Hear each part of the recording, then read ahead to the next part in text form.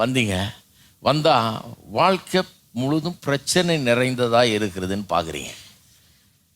வந்து ஒருத்த சொன்னார் தான், எல்லாம் ஞானஸ்தானம் எடுத்தால் உனக்கு எல்லாம் சரியாக போயிடணும். ஒருத்தர் இது மாதிரி வேறு உபதேசம் நடக்குது, வேறு எல்லாம் சரியாக போயிடும்னு சொன்னாங்க சார். நான் போய் எடுத்தேன், அடுத்த நாளே வேலை போயிடுச்சு அப்படின்னாரு. Welcome to the faith school. வேலை போயிட்டா வாழ்க்கை ஒன்றும் போயிடாதுங்க, இனிமேல் தான் வாழ்க்கையே. வேலை இருந்துகிட்டே இருந்தால் சில நேரத்தில் நம்ம யோசிக்கிறதே இல்லை, சும்மா அப்படியே மாடு மாதிரி போய் அப்படியே அதையே செஞ்சிட்டு இருக்கிறோம், ஒன்றுமே சிந்தனையே கிடையாது. அப்படி தான் ஒருத்தருக்கு வேலை போச்சுங்க. அவர் இப்போ 200-300 பேருக்கு வேலை கொடுத்துருக்குறாரு. ஏன்னா வேலை போன பிறகு அப்புறம் தான் யோசனையே வருது. போய் வேலை தேடுறவனா ஆகிறதுக்கு போல வேலை கொடுக்குறவனா மாறிடலாம் நம்ம பேசாமல், அதுதான் வேலை. ஹலோ.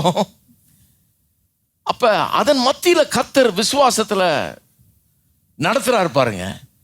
பஞ்சம், ஊரெல்லாம் பஞ்சம், ஆபிரகாமுக்கு பஞ்சம் கிடையாது. ஆபிரகாம் பஞ்சத்தில் சாகலை, மடியில் எல்லாம் சோறு இல்லாமல் செத்துக்கிட்டு இருக்காங்க. ஆபிரகாமு பஞ்சம் ஒன்றும் பண்ண முடியல, அவனை தொட முடியல.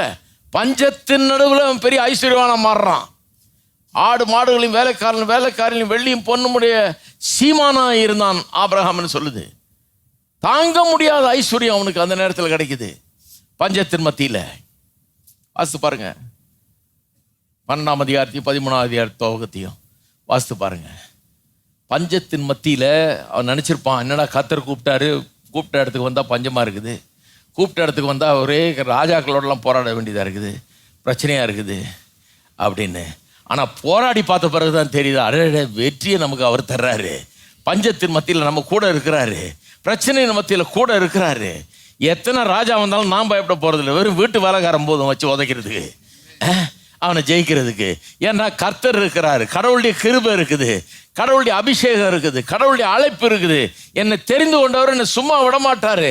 என்னை அழைச்சவரை நம்பி வந்தேன், ஆசீர்வதிப்பேன்னு சொன்னார். அந்த ஆசீர்வாதத்துக்கு எதிராக உலகத்தில், இந்த சாப பாவ உலகத்தில் நிறைய காரியங்கள் வேலை செய்து, ஆனால் அதன் மத்தியில் கர்த்தர் எனக்கு வெற்றியை தருவார் என்கிறதை கற்றுக்கொள்ளுகிறோம். விசுவாச யாத்திரையில் 2வது படிங்க, அது கடந்து வந்திருக்கீங்களா? அந்த 2வது படியை விசுவாச யாத்திரையில் நான் கடந்து வந்திருக்கிறேன், கண்டுபிடிச்சிட்டேன்.